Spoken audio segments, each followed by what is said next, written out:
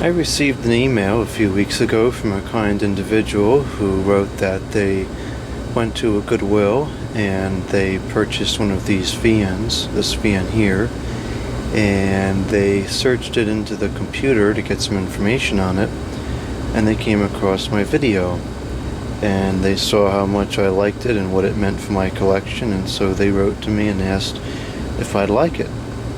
So of course I gladly accepted the offer, and I sent them a shipping label, and sure enough, a few days later the thing showed up. Now they sent a photograph of it prior to sending it in the mail, and looked like it was in very nice condition. It is. It's in absolutely immaculate condition. Handle is yellowed, but it otherwise is all there. The stickers are still there on the side. The feet are even still there. Both of them too. The blade's not warped. It's missing a screw or two, but other than that, it's absolutely flawless. I can't believe one of these surfaced in this condition, and it surfaced in such a way that it could end up in my collection. And I can't believe someone bought this and was willing to send it just because they watched a video. It's nice to know that there's still some people like that out there. Anyway, so this is really incredible. I never thought I would have one of these in such nice condition. This is a very sought after fan for my collection. I remember seeing these twice in my life in the same location. It was back in middle school when I saw them. For a brief period of time, I went to a small Christian private school. That was in the mid-2000s. And at the beginning of the school year, we would go on these, what they called retreats, to these Bible camp kind of things. And I think I was there for 3 years. 2 years I know we went to the same place. The third year was a different place. But the first place had these fans in one of the rooms. The room that kind of served as like a chapel type thing. And there was actually a number of interesting fans there. I remember seeing a lot of older brown Banville industrials there. And then there was a landmark ceiling fan in the same room as these box fans. Now the way these was mounted, they were hanging on the wall, kind of on the ceiling. In between where the ceiling met the wall, there was metal beams.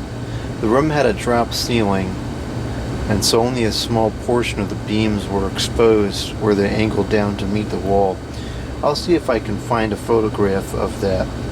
I tried to find photographs of the place itself, and I have not been successful because I think 2000s, it was in the mid-2000s when I was there. I don't know if the place is still there or not, but that was before the era of everybody taking pictures of everything and blasting all over the internet. So there may just not be photographs of that place. At some point I found out what it was called. I don't remember. I should try to find out and search it again. But anyway, so they had, I don't know, maybe 4 or 5 of these box fans mounted up in these beams such that they would draft over the audience. Now when I was there, it was always in the fall. It was cold. I never saw them run, but it was the first time I ever saw this particular model, and I thought they were really interesting because I'd never seen them before. And that was the first time I had really been away from home. I was probably on edge a bit, and I just liked seeing the fans. So the fans was there, and never seen them before then, and I have never seen them since then. Just that one place. At the time when I first saw them, they were filthy, and they wouldn't have been that old at that point. It didn't come off the shelf last year, but they would have put in a couple of seasons, but that was it. And the next year we went back there, the fans were still there. They were all cleaned up. But the problem was they changed the way they was mounted. And so let's say this ruler thing here was the beam. Now of course these beams are probably 7 or 8 inches across. They took the fans and they strapped them to the beams like this, so that the beam was over the motor. And I'm sure they didn't last too long after they did that, because you can't block the airflow to the motor and expect it to not overheat. So I have no idea if these fans are still there or not. For all I know, they could still be there. Of course, that was 15 years ago. I don't know. I doubt that they're still there. But when I went back that second time and the fans was clean, they had added another fan, I think. I don't remember this one the first time, but they had added a 223 box fan, and that one was mounted the first time the way they were the first time. That one was drafting up over the stage. So that one probably is still there. But if I was to take a guess, I would say these box fans are no longer there because of the way they mounted it to the beams. But so that's why I find these interesting. I saw them there, and I never saw them again after that time. Those 2 years in the mid-2000s, and I went from the mid-2000s until, I think it was 2 years ago, I found one of these at the Habitat that I saw one. So this is only the third time I'm seeing one of these in person. So it's really cool to have this, and it's really neat that it's in such good condition too. The blade isn't warped, so we'll be able to see how it's supposed to perform. And the switch, the knobs are all there. The handle is yellowed, but it's not broken. It's not really overly brittle. I still wouldn't carry it by the handle, but it's all there. It works. It's just incredible. And the story behind how it came into my collection makes it even more interesting, because it wasn't just a simple what a tag sale showed up at Habitat, whatever. So anyways, this is really a neat piece. Really a neat piece. So let's go ahead and plug this thing up and see how it works. And before we do that, let's take a closer look at the information here. You can pause the video and read that if you'd like. Information about the thermostat. Now it says down here, new 997. On the bottom it says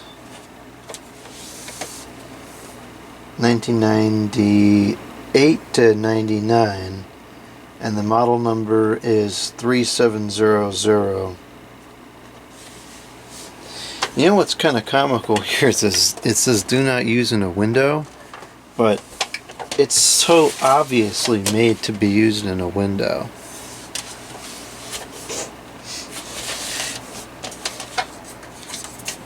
Here's the feet. Those are super rare. And look at the inside of the case. There's not an iota of rust anywhere. This thing looks like it came out of the factory yesterday. And the box fans from this era, these Lasko ones, are getting hard to find, because a lot of people, because they were fairly inexpensive, a lot of people never cleaned or oiled them. And so they'd use them until the motor blocks up with dust to the point where the thermal fuse starts going out, and then they just throw it and buy a new one. So there's not a lot of these around anymore, especially not a model like this that was only sold for a brief period of time. It would have cost a little more than the average 3733. I'm sure these still wasn't that expensive, but they probably were a couple of dollars more than the other models they offered. We have the thermostat. This is the part that on the other one that's messed up. Doesn't have the either of these dials, I don't think. This has no labeling, which is kind of weird. It's just 3 speeds, but you have no idea which one it's on or what order it goes in. and then the thermostat, and this all works. It's in fully operating condition. So, now that I've rambled on about this thing for longer than most people probably care to listen to, I'll plug it up and you can see it run. There's the plug, polarized, non-fused of course. Okay, it's plugged in now, and we'll start up on the low.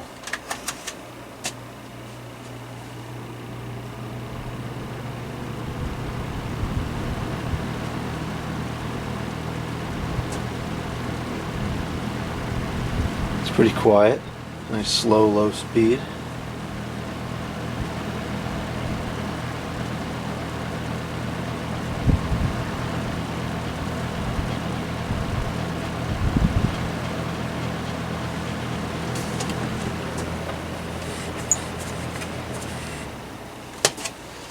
Even the indicator light still works.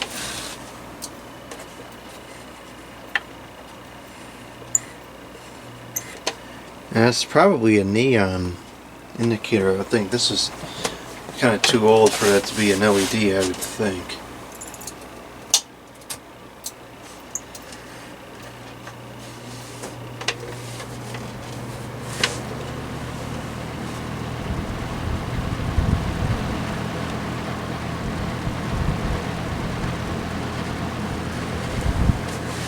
Okay, now we'll go up to the medium. Try to move this camera out of the wind stream here.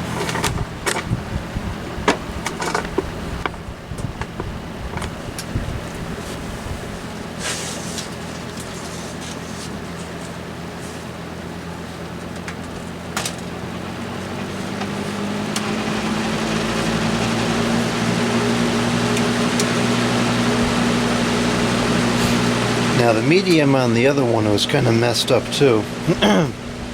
This medium seems to work fine. Still not really quite in between low and high, but it's definitely working better than the other one. And it'll work better once it's oiled too. Which I don't quite understand that with these motors, but because the other one, when it wasn't working right, Tori told me all I got to do is take it apart and oil it. And he was right. It worked fine after that. I still don't quite understand that, but it works. Okay, now we'll go to high.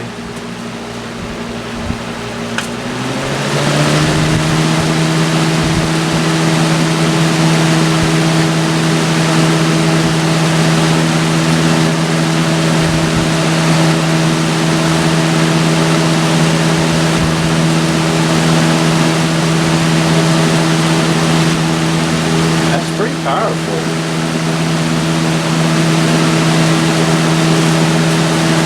Really moving a high volume of air too.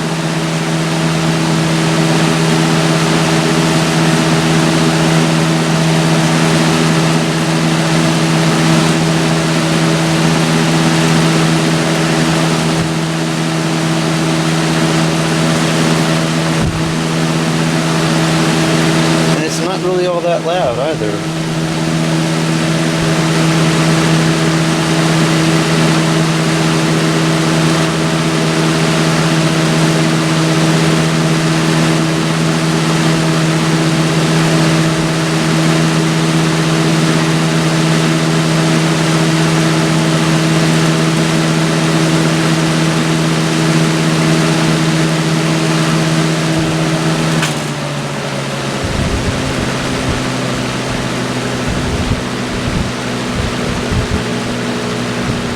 Yeah, the medium really is working pretty good.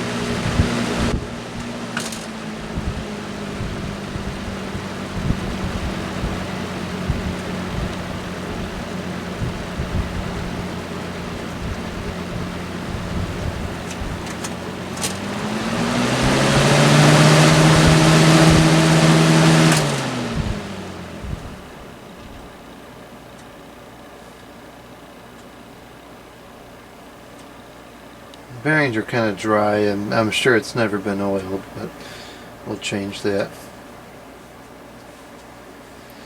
So there we go. Another Lasko UltraForce box fan has entered my collection. This time, one that's absolutely immaculate. This is a really neat piece to have.